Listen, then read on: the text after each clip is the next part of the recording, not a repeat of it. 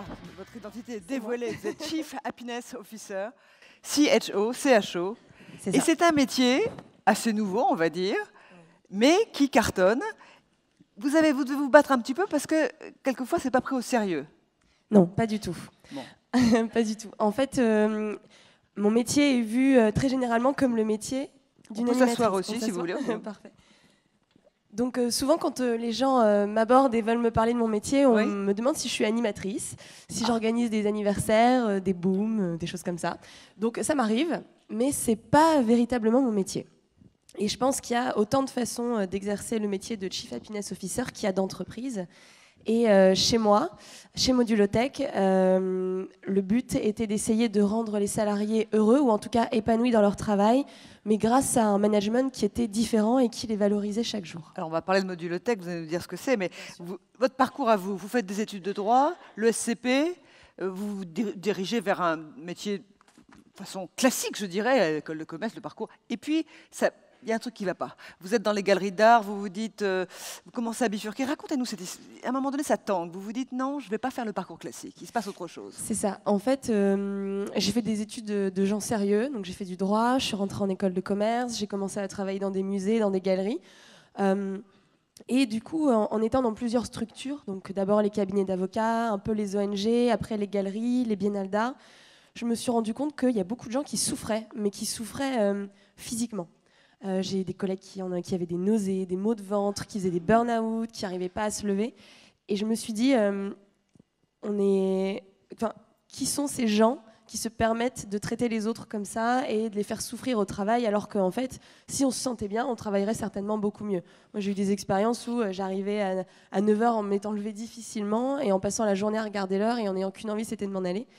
Et du coup, quand j'ai eu ma dernière expérience, qui s'est très mal passé parce qu'on a eu un management par le stress et qui était très violent. C'était où ? C'était dans une galerie d'art.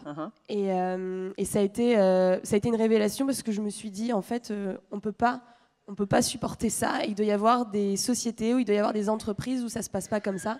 Et pendant 1 an, j'ai fait des recherches, je suis rentrée à la Fabrique Spinoza, j'ai rencontré des gens dont c'était la spécialité et j'ai surtout parlé à des entreprises qui mettaient déjà ça en place chez eux. Qu'est-ce que c'est la Fabrique Spinoza ? Alors la Fabrique Spinoza, c'est une structure qui s'occupe du bonheur citoyen. Donc ça ne concerne pas que le bonheur au travail, en fait, eux, ils sont intéressés par le bonheur partout. C'est où ? C'est à Paris. À Paris. Et en fait, ces gens-là sont extrêmement ouverts au point de faire intervenir toutes les professions qui peuvent s'intéresser au bien-être, au bonheur. Et en les rencontrant, ça a été une révélation. Et du coup, pendant 1 an, j'ai réfléchi à ce projet et ça m'a fait me rendre compte qu'en fait, il y avait une solution, ça pouvait changer et qu'il fallait simplement entrer dans les entreprises où c'était ouvert à cette réflexion. Alors, vous allez frapper à la porte de quelle entreprise ? Une fois que vous avez pris conscience de votre vocation, en fait, rendre les autres heureux. Déjà, j'avais été contactée par L'Oréal, qui avait entendu parler de ce que je faisais et de mes recherches. Donc, j'avais des étoiles plein les yeux, puis je n'ai pas du tout été prise chez L'Oréal. Et du coup, je suis rentrée dans une start-up. Et même si on dit...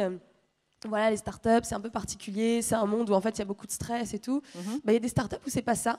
Et celle dans laquelle je suis entrée, Modulotech, j'ai passé l'entretien et le dirigeant m'a dit, si tu rentres ici, tu fais ce que tu veux, c'est carte blanche, mais tu te débrouilles pour que les gens se sentent bien et mettre en place quelque chose qui soit valorisant pour eux. Combien de salariés ? On est 50 aujourd'hui. Et quand je suis arrivée, on était 35. Et qu'est-ce que vous faites ? Quelle est l'activité de Modulotech ? Alors, Modulotech, c'est un incubateur de projets. Et principalement, on fait des applications métiers et nos clients viennent nous voir en nous disant, voilà, on a un processus qui ne fonctionne pas, on est encore sur du papier, est-ce que vous pouvez nous digitaliser ça ? Et on travaille notamment pour les 5 plus gros fournisseurs de domotique en France. Et c'est nous qui faisons les applications mobiles de ces entreprises. Alors quand vous arrivez, qu'est-ce que vous constatez ? État des lieux ? Il y a des choses qui ne fonctionnent pas ? État des lieux. Diagnostic ? Donc j'arrive dans une boîte où il n'y a que des développeurs quand j'arrive. Donc des espèces d'ermites devant leurs ordinateurs. Alors moi, je voulais mettre en place des ateliers cocktails, des soirées. Puis je les vois, je me dis, aïe, aïe, aïe, ça va peut-être pas leur plaire. Donc je les ai tous rencontrés un par un. Donc c'est possible dans une petite structure. Donc je l'ai fait un par un. Je les ai vus 1 heure. Je les ai questionnés, je leur ai demandé ce qu'ils aimaient, ce qu'ils voulaient faire, s'ils se sentaient bien. Et, et en fait, quand l'état des lieux est fait, je vais voir mon boss et je lui explique ce que j'ai entendu, voilà, cette personne-là, elle se sent pas à l'aise avec ce type de management, cette personne-là, elle se sent pas valorisée, celle-là, elle souffre d'un manque de communication. Et mon boss m'a dit, ok, fais ce que tu veux, mais arrange ça. Et c'est là qu'on a commencé à réfléchir à une nouvelle forme de management. Voilà. Oui, alors c'est plus des cas individuels, vous n'êtes pas la thérapeute, vous allez arriver progressivement à changer l'organisation. En fait, même pas progressivement. Puisque je suis arrivée en août, et je lui ai dit, bon, si on veut instaurer une rupture, il va falloir rompre aussi avec le quotidien. Donc j'aimerais qu'on puisse partir en séminaire, 4 jours, 5 jours, et on institutionnalise le nouveau management. On me dit OK. Donc j'embarque toute ma team à Tignes, et pendant 4 jours, donc je les ai que pour moi, et je leur explique. Donc le premier jour, j'arrive à les convaincre. Je leur explique que c'est dans leur intérêt de changer le management, qu'ils vont se sentir mieux, que ça va être positif pour leur projet, qu'ils vont se sentir acteurs, qu'ils vont mieux gagner leur vie, parce qu'une entreprise qui fonctionne, c'est des salariés qui gagnent mieux leur vie.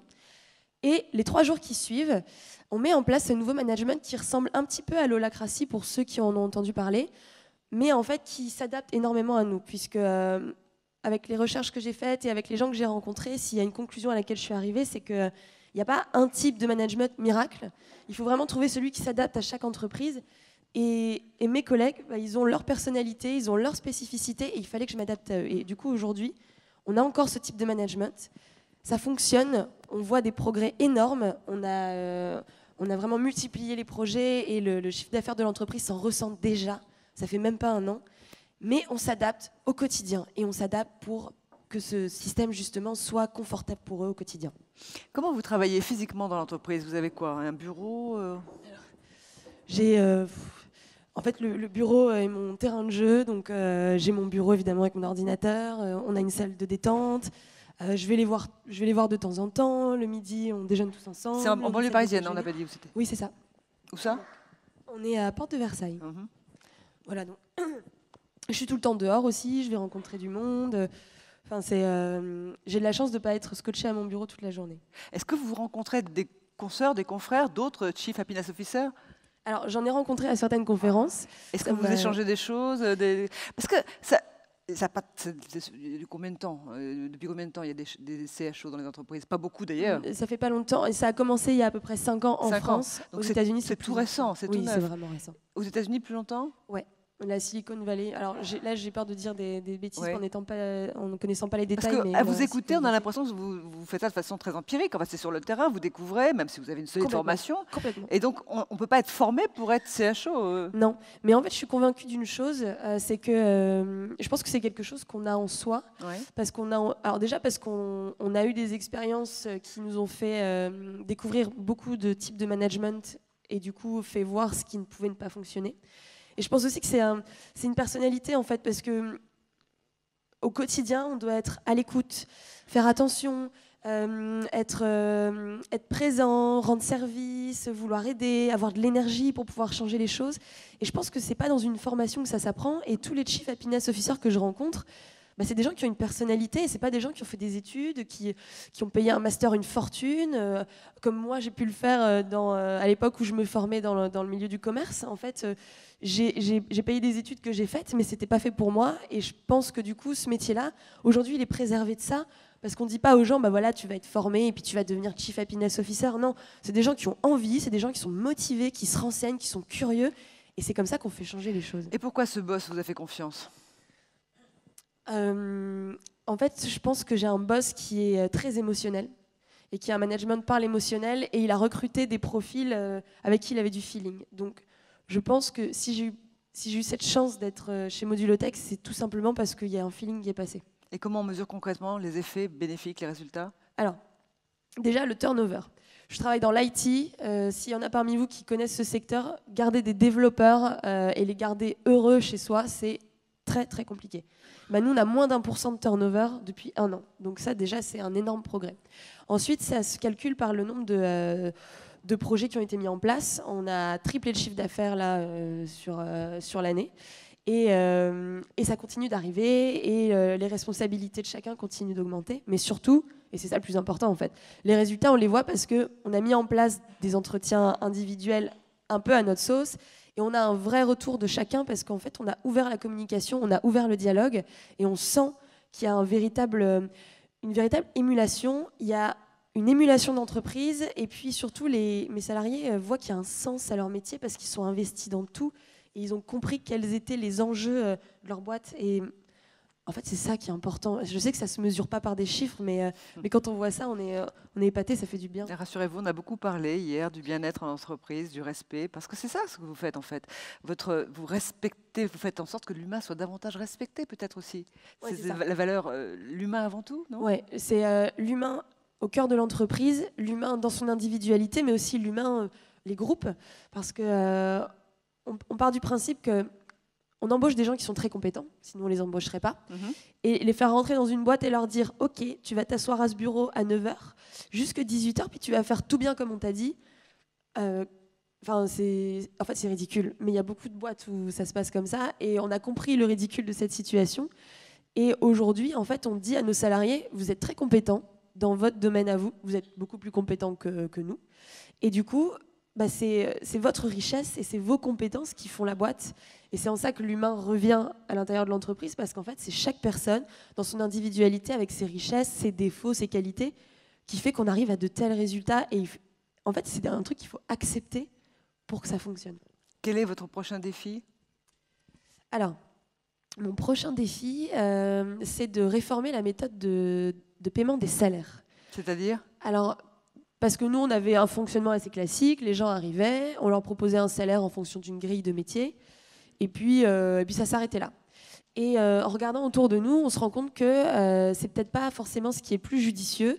Alors on se renseigne, il y a des boîtes où c'est les cercles de projet qui décident du salaire, il y a des boîtes où il y a un partage des bénéfices, il y a des boîtes où les salariés s'évaluent entre eux, décident entre eux du salaire, donc on ne s'est pas encore décidé là-dessus. Ouais. Mais je pense que ça peut être un vecteur de motivation et un vecteur de bien-être. Donc là, le prochain défi immédiat, c'est celui-là. Bon, un Chief Happiness Officer doit être forcément heureux, sinon il ne peut pas rendre heureux les autres. Ça commence par soi, non? Alors, vous n'êtes pas la première à me dire ça. Voilà, je suis ordinaire, banane. En fait, bon, je pense que je vous apprends rien en vous disant que le bonheur, c'est pas un état constant, très loin de là. Je m'interrogeais ce matin en me réveillant. Qu'est-ce que c'est que le bonheur? Oh là là, c'est tellement vaste. Mais en fait, on connaît le bonheur au bruit qu'il fait en sortant, c'est ça? C'est ça. On reconnaît le bonheur au bruit qu'il fait en claquant la porte. Voilà, Prévert, non? C'est ça. Ouais. Et en fait, c'est ce que j'apprends à mes collègues. Le bonheur, alors déjà j'en parlais avec Monsieur Muller hier soir, le bonheur, il y a eu beaucoup d'études qui ont été faites là-dessus, et en fait on en est venu à une conclusion, c'est que le seul vrai facteur de bonheur qui fait que les gens sont bien, c'est la qualité des relations qu'ils ont avec les autres. Donc quand il y a de l'amour, quand il y a de la confiance, quand il y a de la communication, quand il y a de l'empathie, de toute façon on est heureux. Mais c'est vrai. Surtout, le bonheur, c'est surtout de remarquer ce qui va bien. Et c'est un état d'esprit dans lequel on doit se mettre. Et aujourd'hui, j'accompagne beaucoup mes salariés là-dessus, en leur expliquant que oui, il y a des moments qui sont durs, il y a des choses qui sont difficiles, il y a des épreuves à passer, mais moi, je suis là pour vous ouvrir les yeux sur ce qui va bien. Je suis là pour vous ouvrir les yeux le matin en vous disant, regardez les gars, on a un petit déjeuner, il y a du soleil, passons un bon moment, discutons. Ou alors, bon, allez, aujourd'hui, on a eu beaucoup de travail, on est fatigué, il y a eu beaucoup de stress. On n'a qu'à se poser, discuter, puis pourquoi pas aller boire un verre, mais surtout leur ouvrir les yeux là-dessus, parce qu'on pourrait vivre toute une journée en ne se rendant pas compte qu'il y a eu des choses qui étaient belles ou des choses qui étaient agréables. Et au quotidien, je leur ouvre les yeux en leur disant « Mais t'as vu, ça c'est sympa, ouais, t'as de la chance, t'as pu partir, oh là là, c'est génial votre projet, votre client il est ravi. » Et on fête ça, et on fête les petits bonheurs, et on fête les petites victoires. Mais ça vaut dans l'entreprise comme dans toute la vie en fait. Et en fait, c'est aussi en grande partie mon rôle. On avait un petit soleil à côté de nous aujourd'hui. Marie Frémiot, merci beaucoup pour votre témoignage. Merci infiniment. Merci infiniment. Merci Marie. Au revoir. Merci. Au revoir, merci.